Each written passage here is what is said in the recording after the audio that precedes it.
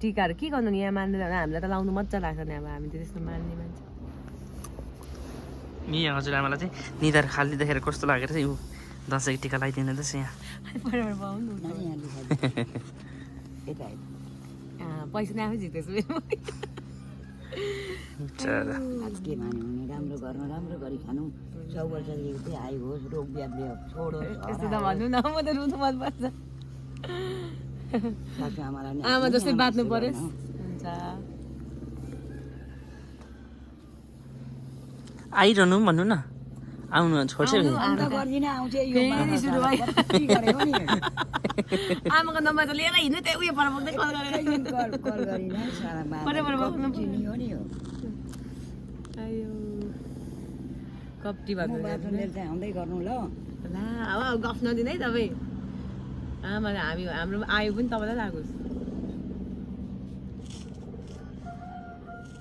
आज बसेर भोलि जाँदा हुँदैन सिक्नु सिक आज फेरि पर जानुपर्ने अरे नि